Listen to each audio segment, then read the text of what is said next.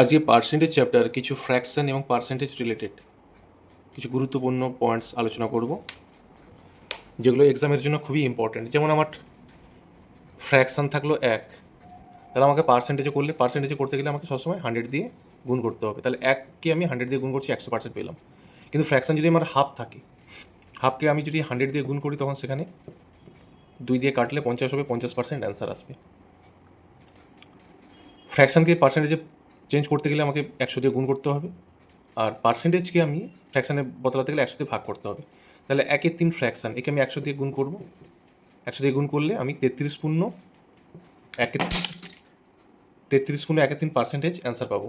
1/4কেও যদি 100 দিয়ে গুণ করি 25% পাবো। 1/5কে 20%, 1/6কে যদি আমি উপরে 100 দিয়ে গুণ করি তাহলে 16×6 96,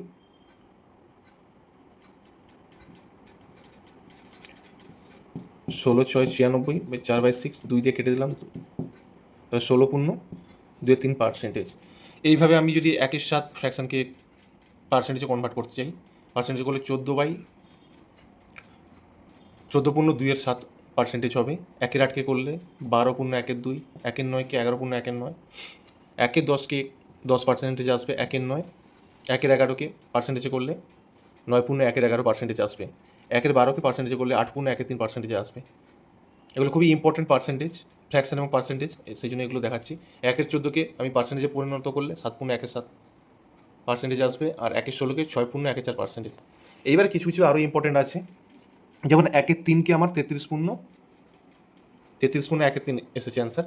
তেমনি আমি যদি 2/3 করি, তাহলে আমি যদি 2/3 ফ্র্যাকশানকে পার্সেন্টেজ করি, 2 দিয়ে জাস্ট উপরে গুণ করে দেবো। 2 দিয়ে গুণ করলে তাহলে আমার 66/2/3% আসবে। এটা খুবই ইম্পর্টেন্ট আছে।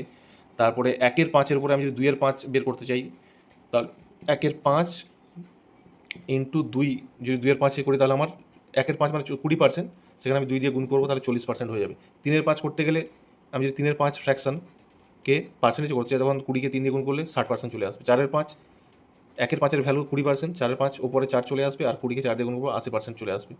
এইভাবে বের করতে পারবো। 1/6 ভ্যালু 16/2/3%। আমি যদি 5/6 বের করতে চাই, তখন 5 ওপরে থাকবে, এটাকে 5 দিয়ে গুণ করলে তাহলে 16×5 80, আর ওপরে আসছে 10/3, তাহলে 10কে আবার 3 দিয়ে ভাগ করবো, 83/1/3%।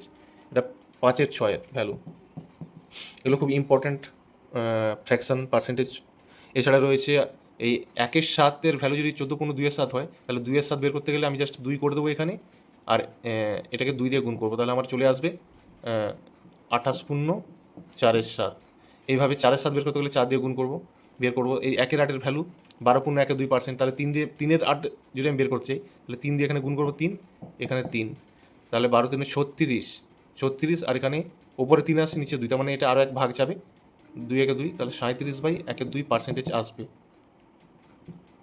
এইভাবে 1/9কে আমি যদি 2/9 পার্সেন্টেজ বের করতে চাই, 1/9 ভ্যালু 11/1/9, 2/9 বের করতে গেলে আমি 2 দিয়ে গুণ করে দেবো, তাহলে 2/9, এখানে 2, মানে 22, 11×2 22, 22/2/9।